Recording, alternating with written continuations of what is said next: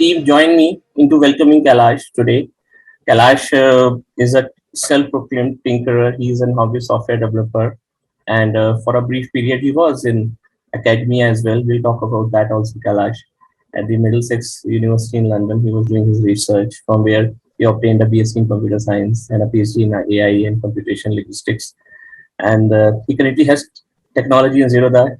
You guys know it's the largest stockbroker of India, and founded the tech team in 2013. He also volunteers. I would say he co-founded FOSS United, and it's a non-profit organization where he started in 2020 and promotes various free and open source softwares in India, and Rain Matter Foundation, which is fund grassroots projects that focus on ecological preservation and climate change. Kailash, tell me, how does this absurdist view really work?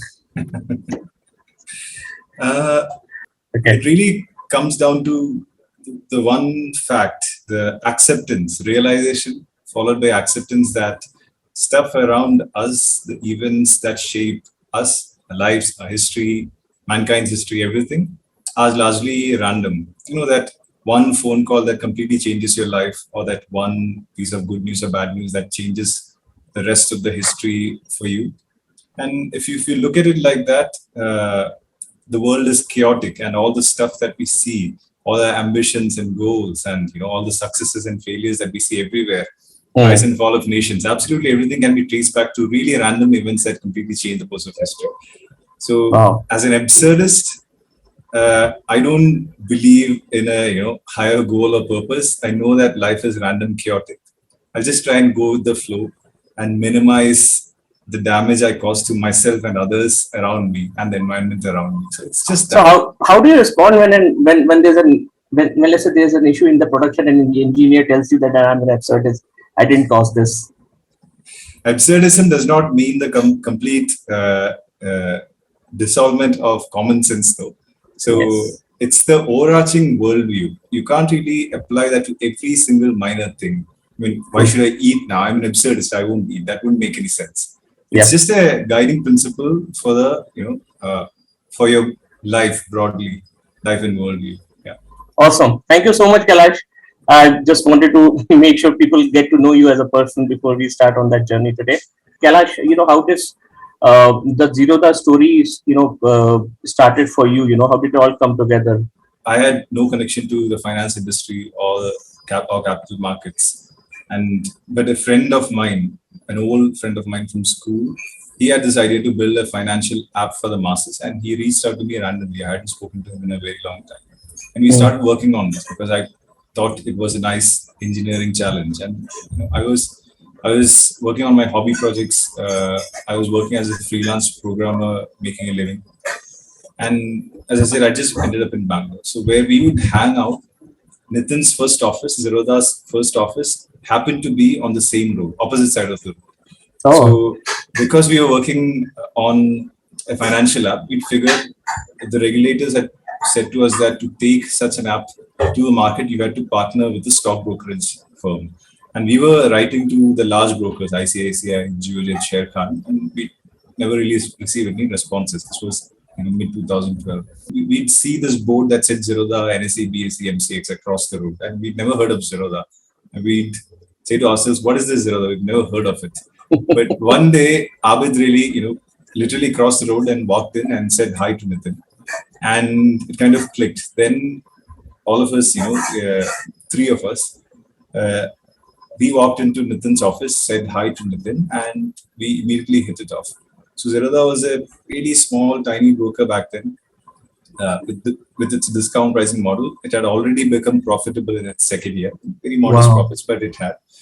And I think when we first met, Zerodha had 5,000 users, 5,000 clients. So Nitin and us, we decided that we'd partner together and we would go to the regulators with Zerodha as a partner broker to get approvals for the app. We spent the next 8-9 months working on it. In the end, we got shot down by the regulators, and we This was in which year? This was in which year, Kailash? 2012. 2012. Yeah. Okay. So we are now reached 2012. Okay. Yeah, and we went a separate ways, Okay. all of us, and Mm. but Nitin and I, we were getting along well, and we kept the conversation going. Early 2013, I had by then realized that there was absolutely nothing happening in the capital markets industry. We were seeing really good consumer apps, Mm. Flipkart, Redbus, like high quality consumer technology, hit the Indian markets. And when I looked at capital markets, I had built some familiarity over the past year working on all of this. I saw that there was a lot of things to build, and it would have been very exciting, like greenfield for a programmer to experiment and build stuff. Right. And I really liked Nitin, and Nitin liked me. And we kept the conversation going. Sometime in early 2013, we said, we should work together and build technology here and see where it goes. No particular goals, but let's just build financial technology for capital markets. And in 2013, we created Zerodha technology. And ever since, over the last 9 years, I guess, we've Yeah. been we've been doing exactly the same thing, building technology and products. So completely random happenstance of having spotted Zerodha across the road. If we hadn't done that, I'd never have met Nitin. Life would have gone in very different ways. Of And course. one of the many reasons why I am an absurdist. These tiny events change Nice. course of history. So nice. Wow. That's. Thank you for letting us in into that journey. How was the initial some years of Zerodha as a company when you guys putting it together? So 2000, early 2013, when we started this whole tech thing, Zerodha wasn't a tech company. As I said, there were 5,000 clients, 6,000 clients, and account opening in this industry was an extremely tedious process. You had to sign 40, 50 pages, 40, 50 signatures, courier it. If there was a mistake, it would come back. It was quite crazy. And we never really had any specific goals of building any specific technology or product. Everything was super organic. In the very early days, the tech team was just me, and I'd go sit with people doing different tasks in the organization, working on account openings or handling couriers or handling picking up phone calls from customers. I go sit with them, understand their tasks and problems, and write little automations for them. Simple Python scripts. People would spend, let's say, 40 minutes to download a bunch of CSV files, collate them manually. A Python script could do that in 2 seconds. So we really started out by truly digitizing of all the offline stuff that we were doing in the organization. And these tiny little automations grew into bigger automations, Of bigger course. projects. At some point, I hired our first engineer, or second engineer, and then we built, slightly bigger projects and bigger projects and bigger projects. 2015, we ended up building a trading platform. So the entire journey has been super organic, no specific plans. As the company grew, in the next year, some years it started to grow. As an engineering leader, right? How did you find? What were your learnings? How did you find the cascading your principles down to your team? How did you see that happening over the time? There's no set formula or a training book or guide. That also has been very organic. There's a lot of luck involved in Zerodha's success, and especially the last 2-3 years, which has been black swan events. It's so humble. It's so humble when you say that. But, yeah. I mean, that's the fact. So it's of course huge amounts of time and effort and hard work, but right time, right place, right market conditions, lots of luck also.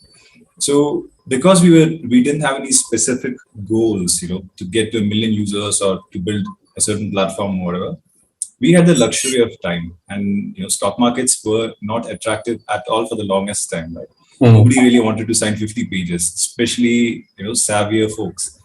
So that changed in 2017 when we got digital signature. So these are all unplanned events. They would have still be a touch point on the field that people would still have to run to. The operations would still be there. Absolutely. I mean, we probably would have opened maybe 100th or 1,000th the number of accounts we've opened. If it's not online, that's 98% drop off, especially when you have to courier 50 pages worth of forms. So these are all lucky events that have happened. Mm. So as I said, we didn't have any specific goals, but to digitize the business slowly, bit by bit, wherever we saw sense. So we had the luxury of time to learn things slowly, build things slowly, break them, learn valuable lessons, by trial and error. And I think that contributed greatly to how the team has evolved. We were not in a rush on day one to, build a stack, build this, build that, attain X number of features. We were lucky to be not in that situation. So the learning has also been slow and gradual and organic. You learn one hard lesson in the super heavily regulated industry, Mm. incorporate that into your culture or software development framework, and on over the last many years. Awesome. So, right. So basically, what you're saying is that you need time to bake in to become Absolutely, the yeah, expert for that. absolutely. I mean, any sort of expertise in any environment absolutely takes hands-on experience over a long period of time. When you have I'm talking about competent people. I mean, Yeah, of course. yeah. That was So my next question, basically. How do you? I mean, how? What is your view on hiring? How do you find that competent? How do you define that? How do you get to that? we have a slightly unusual way of hiring at Zerodha. Wow. Over the last 9 years, the tech team right now there's 33 of us. So Wow. and the rest of the company has I think 1,100 plus folks. So the tech team has grown very slowly. The number of people, number of products, software that we build and maintain internally and externally, it's grown exponentially. Uh, but that growth hasn't really been linear to the number of people building them. The same set of people have been building everything. So that our hiring philosophy there is a little unusual. I've always looked for freshers right out of college who are keen, enthusiastic hackers, people who are hobbyists and do hobby projects. So I'm a hobbyist myself, so maybe I'm extremely biased here, but it has worked for us. Uh, when you look at someone's hobby projects, hobby work experience is also work experience, even if you Of don't course. have actual industry work experience. So hobby people build hobby projects generally when nobody's really looking, and they build it because they like building it. And I think that's a big green signal in evaluating somebody's passion for technology or understanding or liking. So I've always hired hobbyist hackers who are very keen, and we've never really looked at anybody's educational qualifications. I would say 97, 96% of the people in the team have no other work experience anywhere. Zerodha has Wow. been their first job as a fresher. Wow. And and you set the ground rules and reality straight on day one. No grand goals. 2013, 14, when we were hiring people, we never said that Zerodha is going to change finance in India. I was always very realistic about what exactly the work is. It's heavily regulated. It's risky. Most of it is really, really boring and painful. But as a team, we can all get along and have fun. And if the organization grows and succeeds, you get to uh, reap the benefits. But Yeah. there was no certainty whatsoever. In 2013, 14, there was absolutely no certainty. Yeah. So that same principle in hiring we followed all throughout. I'd like to cite the analogy that you cited earlier. So you leave you plant, you set up a grassy node, leave it Mm. open and see what paths emerge, and build on top of that organically. But you can only achieve that if you have the luxury of time and no Mm. pressure to build or break or follow arbitrary goals. So that's exactly how the team has evolved. When, as I said in the beginning, it was one person, it was me. Then we have then there were two of us and three of us and four of us, and as the team grew, one or two people at a time, whatever really made sense, the structure, the way we communicated, the way we organized tasks, we assimilated each new person into that.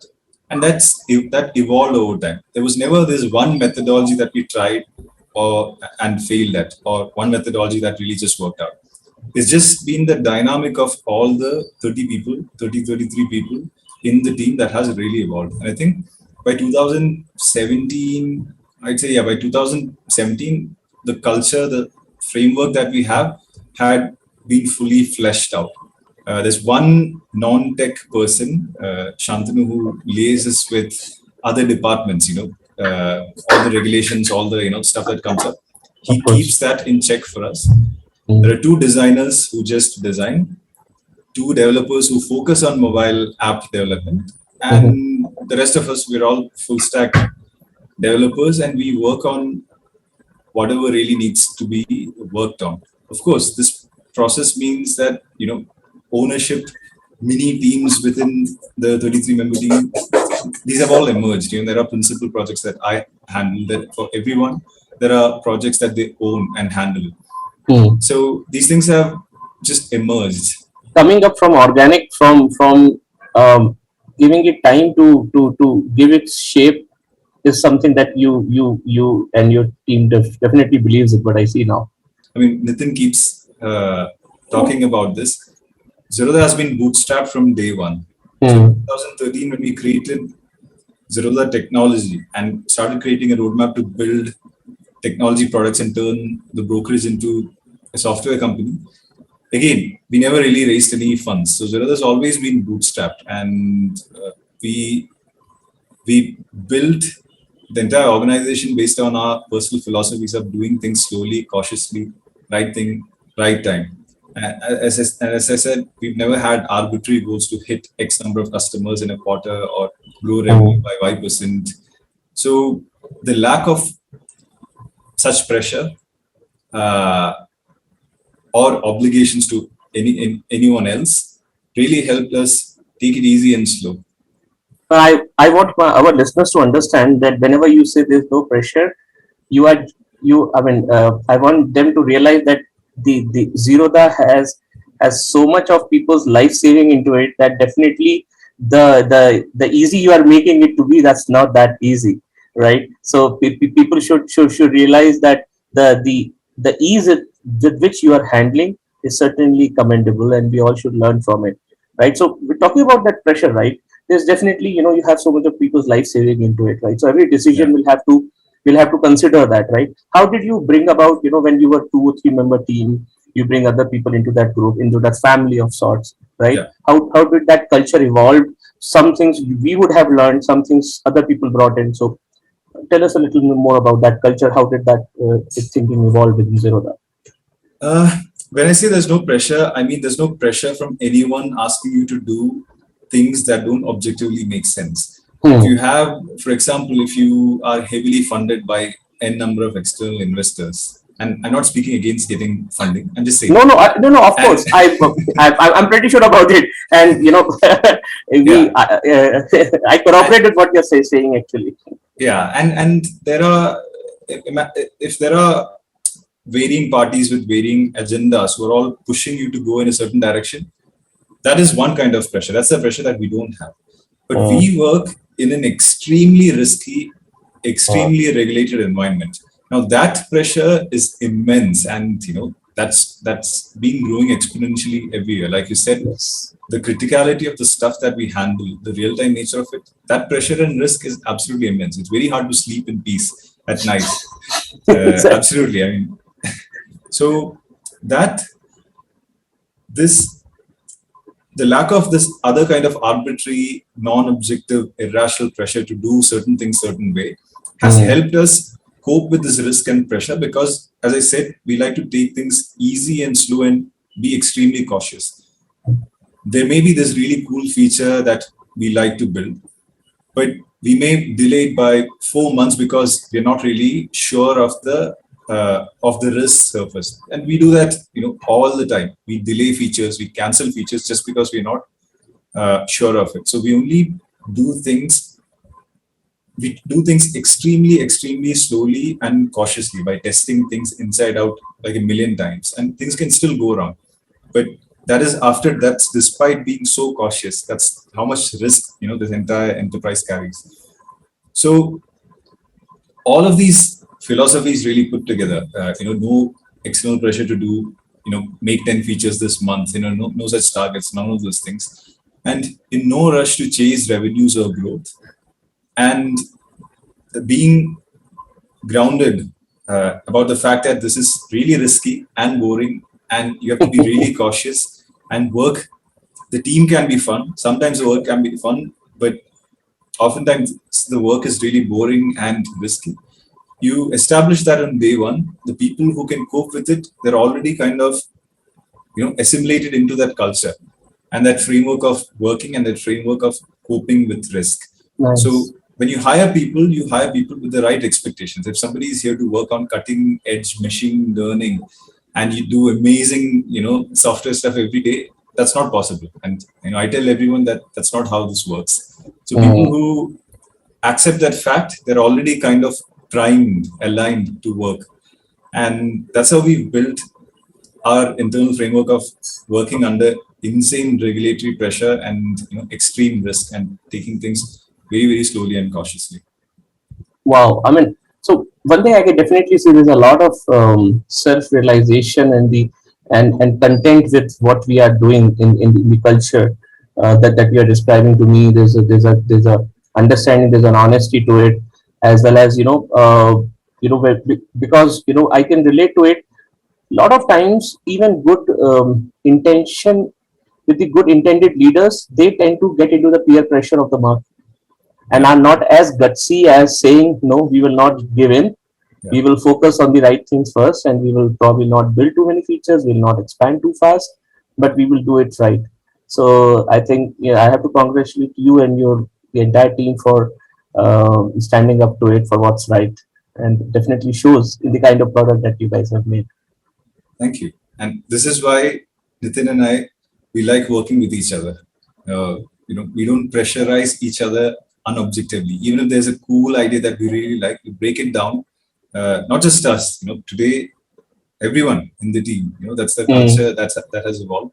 And we really objectively analyze if it's worth doing it, if it's not worth doing it. And so every feature, just because I like something doesn't mean we just go build it, or just because Nitin wants something, we go build it. We look at everything objectively, and everybody has enough mutual respect to follow this through and through across all teams. Unwinding yourself is related to the productivity of a person as well. Do you have any thoughts around that? We're always unwinding. So I don't think, sorry, at least this is my personal view. Sure. A lot of programming, writing code, maintaining technology is, mundane stuff. But to create systems that people like to use, create systems that scale, create high quality software, you need a lot of creativity, really. A lot of good software development is art. It's actually more art than science. True. So you need to be in a creative minds. You have to have that creative mindset, and the environment has to be creative and facilitative and respectful of that creative process when writing software. If you have deadlines saying build these 10 features in the next 10 days, that's not how software is built. Nobody can say that this feature will take 1 hour or 10 hours or 10 days.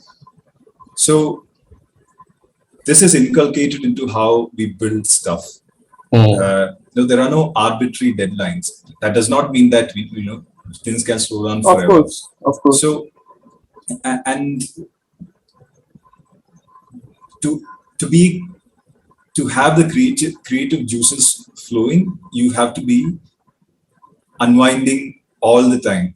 So, even when we are doing serious work, even when we are going through great times or when we are going through bad times, we are always joking about our own successes and failures.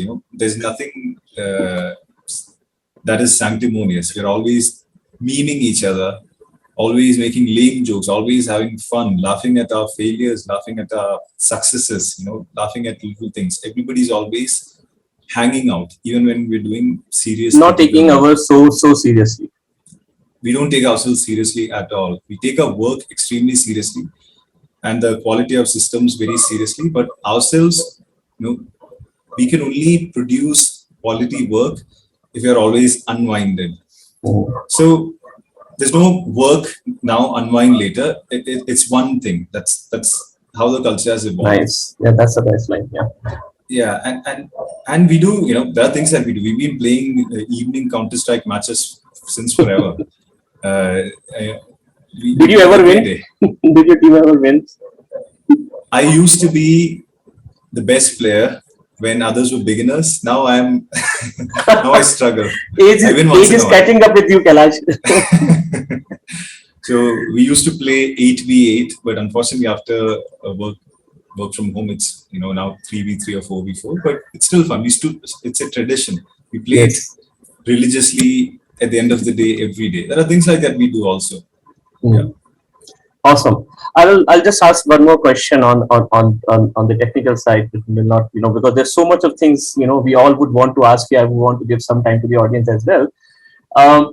When a new engineer comes to the team, right? Yeah. What are the first few words of wisdom or an advice, or this you don't do, or you definitely do this? What are those things that you give to that person, or you would want to give to that person? The first words are always setting the reality straight. This is boring stuff. This is extremely dangerous stuff. There's some interesting stuff. Regulators might come, change everything. We might have to delete all the work we've done over the last 6 months and change everything in a week because the regulators ask us to do. So really laying out the reality. And then isn't too much of a shock for the new person, and then you guys make fun of that person? Let's see, we roasted you on the first day or something like that. Everyone gets roasted. So on the first day, whoever has joined, they get roasted, but others also get roasted for them. So they know that on day one, they've already realized the reality of work, the nature of the business, etc. Right. Now they have to understand people. So on day one, they know whom to roast in what way. So, there should be no ice breaking left. When they join, the ice is already broken. The reality is already understood. So, yeah, there are no other words of wisdom. Things have to be learned. Nothing is specific to nothing is specific to a engineer per se, right? How you should structure your code, things like that. Anything on that front? No advice or training like that. Everybody, even beginners, literally on the day one or day two, once they're set up, they get to work on a real project. It could be a small piece of an existing project. It could be a larger piece, but they get to work on a real project. There are no, training projects or training period. And by working on that project, could be a Python project, could be a database project, could be a Go project. By working on that, they automatically have to learn how that framework is handled. Even if it's a tiny task to write a 100-line program, there'll be a code review because that's how we do it. And in the code review, they'll immediately learn a lot of valuable lessons because they just wrote all that code. Now it's being reviewed, it's being changed, it's being edited. And they also build the bonding. They also build the bonding with the team. Absolutely. Had numerous tech challenges. One of the biggest challenges really has been not with one specific technology, but it's been coping with the legacy infrastructure. I guess you guys know exactly what I'm talking about. Integrating with, let's say, the banking industry and whatnot, right? Yes. So the legacy architecture of the capital markets industry is super legacy. I don't think anybody foresaw the kind of activity we are seeing in stock markets in the last 2 years, in the last 20 years, not really the regulators, not the exchanges.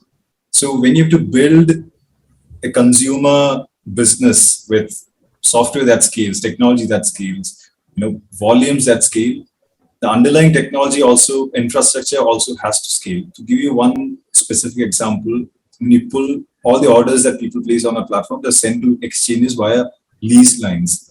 And these lease lines have really primitive capacities, like 1,000 messages per second. But we may have 1.5 million people trying to send orders, right? And if you want to send more orders, you have to pull another lease line. And each lease line can only do, as I said, 1,000. To get one lease line commissioned, it takes 2 months, 3 months, 4 months. So how do you even build software and scale on the front end when the underlying legacy infrastructure is just so slow moving and legacy? So the amount of juggling and circus and hacks that we've had to do over the years to build layers on top of layers to reduce our dependencies on all legacy aspects of the industry, that has really been the biggest set of challenges. Not specific tech challenges. I mean, you can Google, look at Stack Overflow, do 100 experiments and fix specific tech challenges, but this collection of challenges on building scale and consumer technology on top of really slow moving legacy infrastructure has really been our biggest challenge. It still is.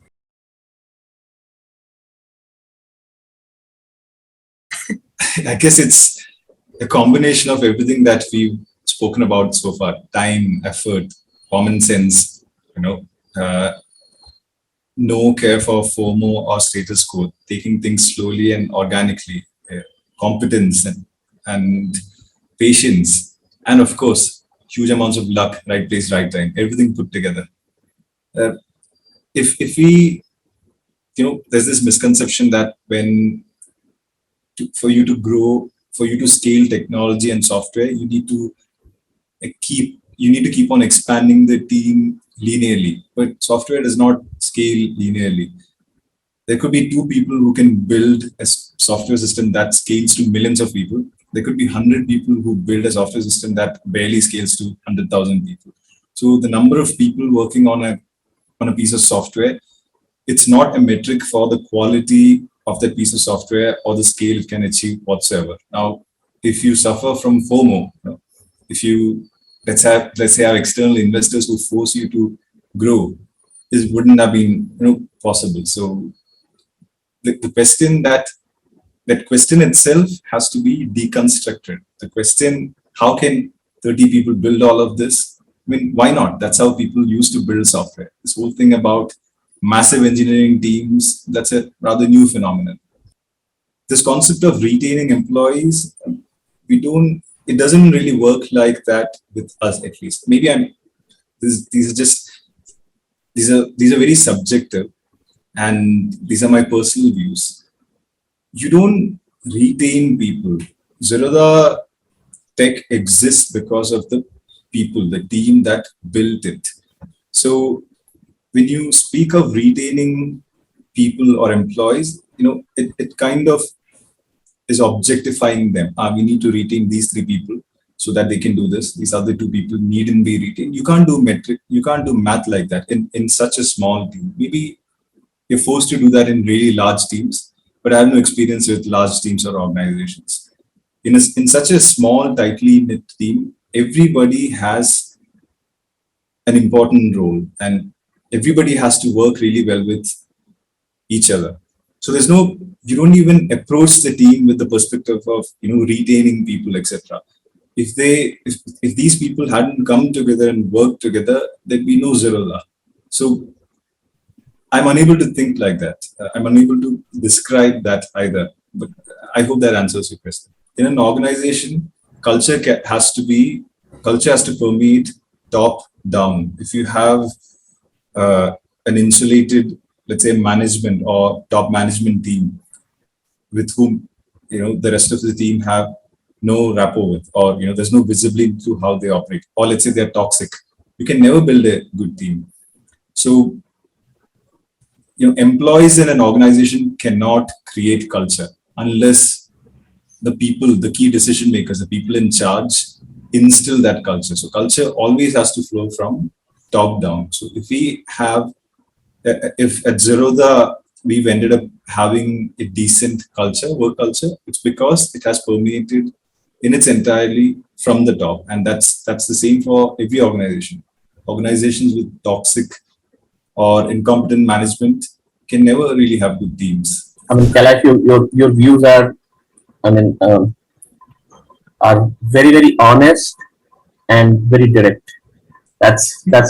We were expecting nothing less from you, to be honest. And I think all of us are like, people are writing it. They really loved the session, and it was really a pleasure talking to you, Kailash, knowing you as a person. And I, along with everybody here, we wish you all the success in all of your railway projects, in Zerodha, and everything else that you put your mind towards. Thanks a lot. Thank you so much. It was a fun chat. Thank you.